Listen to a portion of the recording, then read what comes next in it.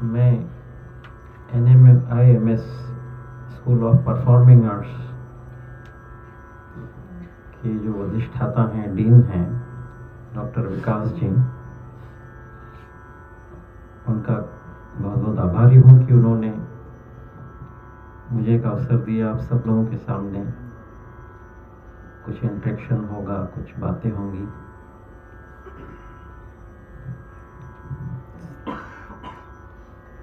आप लोगों ने वायलिन के बारे में सुना होगा, वायलिन सुना होगा। लोग वायलिन के कलाकारों के नाम, उत्तर भारतीय संगीत में जो बड़े बड़े दिग्गज वायलिनिस्ट हुए हैं, उनके नाम आपने सुने होंगे।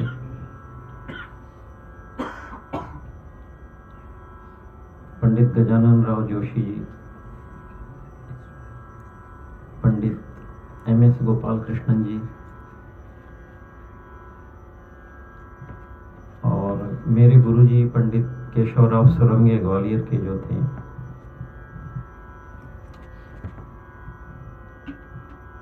तो इस वायलिन को, जो आप वायलिन कहते हैं, इसको एक नाम है फिडल।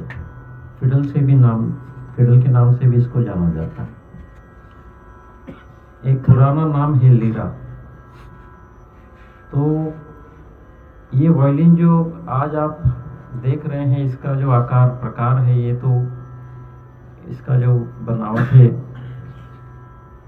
ये पाश्चात्य बनावट है। लेकिन इसको जो बजाने के लिए जो कमानी या छड़ी या बो का इस्तेमाल करते हैं, इससे इसके घर्षण द्वारा इसका आवाज, इसका साउंड निकलता है। तो इसको कह सकते हैं कि जो गज से बजाने वाले जो इन वाद्यों के जो पूर्वज वाद्य हैं, वो हमारे भारत की संस्कृति से ही निकले हैं, ऐसा कहते हैं। इसमें सबसे पहला जो वाद्य मिलता है रावण हत्था। तो कहते हैं इसको रावणास्त्रम भी बोलते हैं, रावण वीणा भी बोलते हैं। हमारे यहाँ जो वाद्यों की परंपरा, तंत्री वाद्यों की जो परंपरा है, उन सबको वीणा ही कहते थे पहले।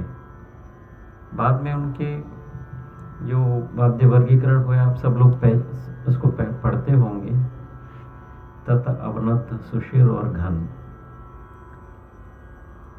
तो तत्वाद्यों में इसका ये समाहित होता है वायलिन। और ये प्रश्न उठता है कि ये पौर्वात्य वाद्य है या पाश्चिमात्य वाद्य है। तो मैंने जैसा कि बताया है कि इसकी जो हिस्ट्री मिलती है, वो बोर्ड इंस्ट्रूमेंट जितने भी हैं, घर्षण से बजाने वाले, गज से बजाने वाले, उसमें हमारे लोक संगीत में बहुत सारे वाद्य हैं जो कि गज से बजाए जाते हैं। और इतनी पुरानी हिस्ट्री पाश्चात्य वाद्यों में नहीं मिलती। उनके बहुत सारे नाम हैं जो गज से बजाए जाते हैं। प्राचीन लोक वाद्य जिसे पेना कहते हैं, या बनम कहते हैं, या सरिंदा कहते हैं, और पिनाकी वीणा भी कहते हैं। पिनाक यानी धनुष। तो एक धनुष के आकृति की वीणा भी पहले थी, तो उसको पिनाकी वीणा भी कहते थे। और हमारे प्राचीन जो शिल्प हैं, जैसे अभी एलोरा में हम लोग गए थे, तो वहाँ पे भी हमने देखा कि प्राचीन शिल्प में इस तरह से गज से बजाए जाने वाले वाद्य भी मूर्तियों में दिखते हैं। और वाद्य शिल्प मैसूर के मंदिरों में भी हैं ऐसे। उसके बाद उन वाद्यों में धीरे धीरे संशोधन होते हुए सारंगी वाद्य जो है वो शास्त्रीय संगीत के लिए उपयुक्त बना धीरे धीरे। ये जो लोक वाद्य हैं, ये इनका वादन उतना लिमिटेड था, लोक दोनों तक ही। लेकिन शास्त्रीय प्रतिष्ठा जो प्राप्त हुई है वो वाद्यों में, गज के वाद्यों में, उसमें सारंगी का नाम बहुत प्रतिष्ठित है। तो यूरोप में ये कैसे पहुंचा? तो यूरोप में यहाँ भारत से लेके फिर सेंट्रल इंडिया और फिर सेंट्रल एशिया और फिर सेंट्रल एशिया से जाते हुए जैसे रिबॉक टाइप के जो वाद्य हैं, रबाब भी होता है एक जो बो से बजता है, कश्मीरी रबाब, वो इस तरह से जो वाद्य बो से बजाए जाते थे वो धीरे धीरे यूरोप में पहुंचे और फिर आगे जाके इसका जो स्वरूप बदलता गया, वीएल नाम से एक वाद्य बना।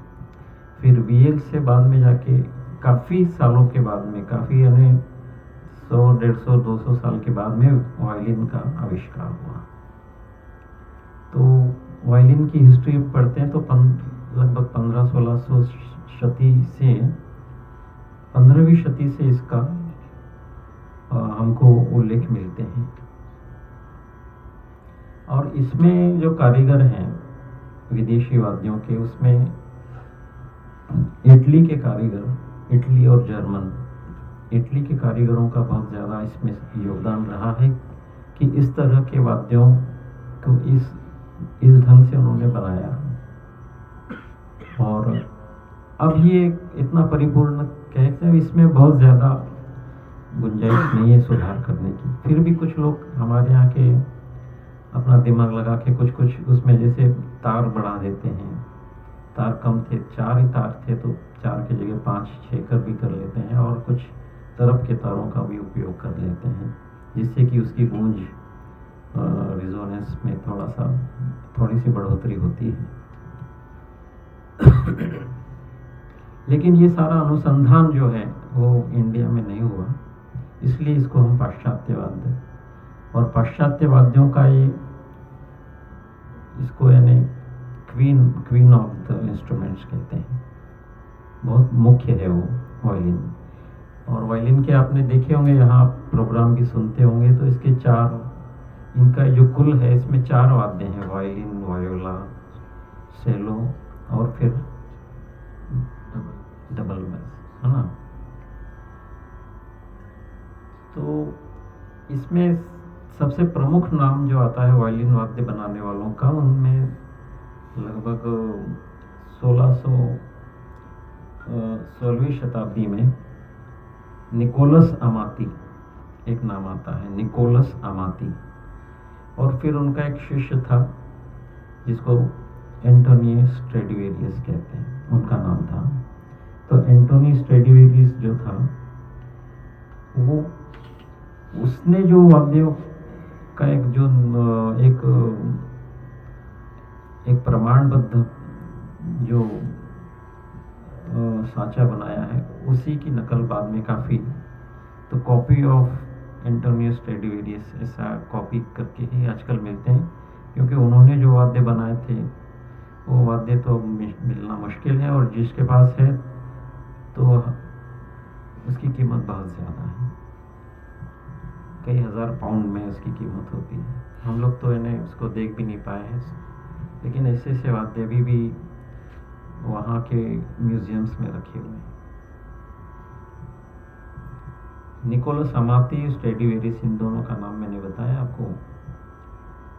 उन्होंने जैसे ये ब्रिज है इसका, ये जो बीच में है जिसके ऊपर ये तार जाते हैं, ये ब्रिज का आकार उन्होंने ही सोचा कि इस तरह से होना चाहिए कि जिससे कि इसकी ऊंचाई बढ़ेगी, और ये जो फिंगर बोर्ड है उसको थोड़ा सा इस तरह से इधर ऊपर उठाया है, जिससे कि इसका जो है खिंचाव, तारों का खिंचाव भी आएगा और तार थोड़े ऊपर ही पिच में बजेगा। तो काली एक, सफ़ेद 2 और काली 2 तक जाते हैं। जिस तरह से हम इसको हम इसका ट्यूनिंग करते हैं।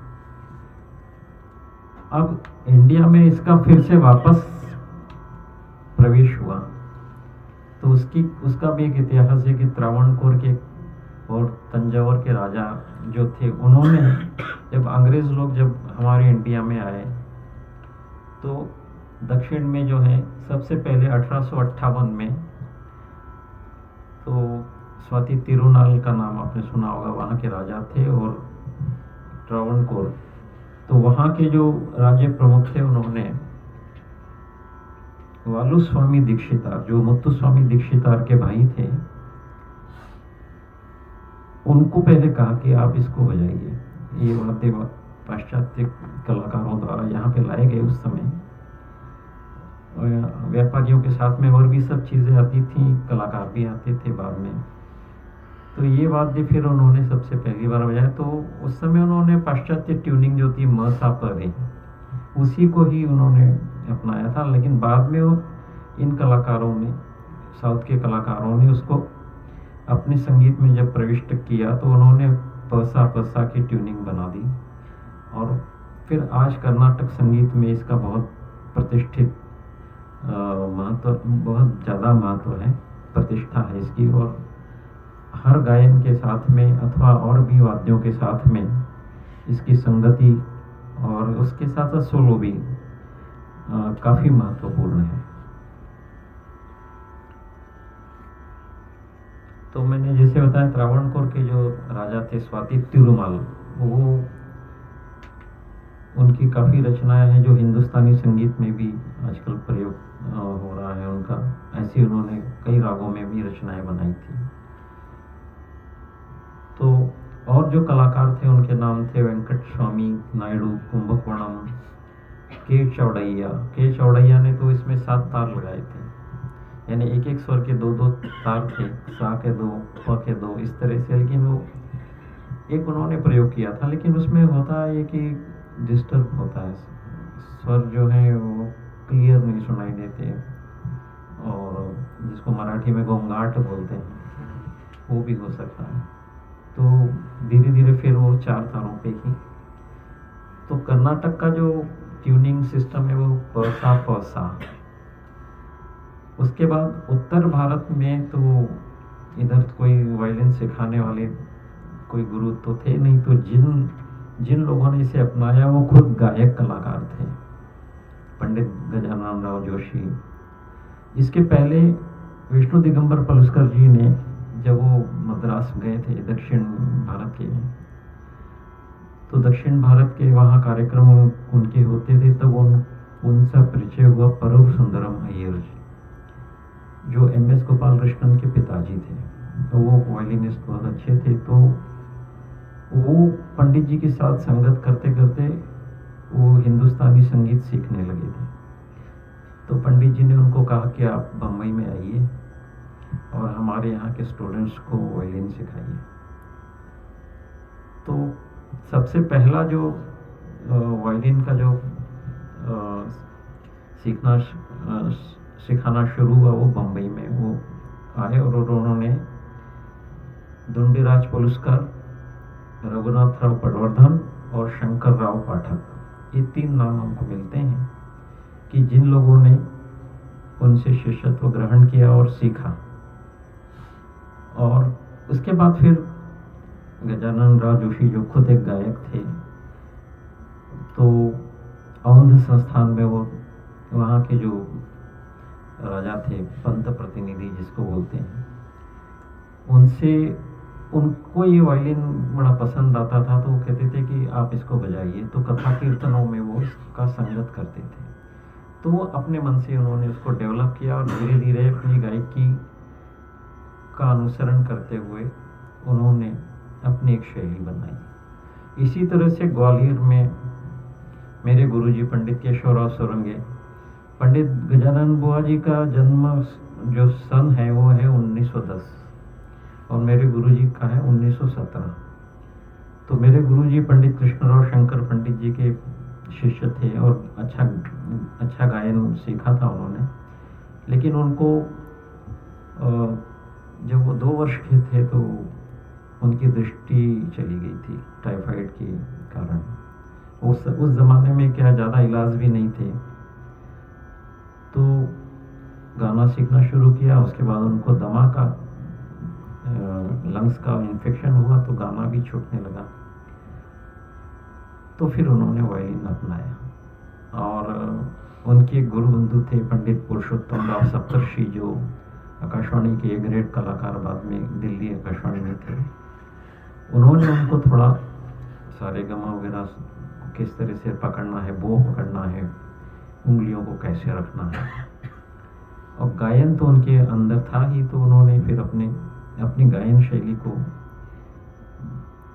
इसी पे, और कृष्णराव पंडित जी की संगत में भी वो इतने तैयार हो गए कि वो पंडित जी के गायन की हूबहू नकल करने लगे। तो इतना कठिन गायन वायलिन पे बजाना बहुत मुश्किल है।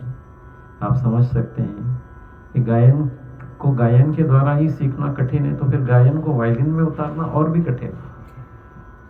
तो फिर भी उन्होंने वो श्रम साध्य कार्य किया और उसमें सफल हुए, और फिर उन्होंने कई शिष्यों को सिखाया, तो जिसमें हम भी हैं कि हमें भी उसका प्रसाद मिला।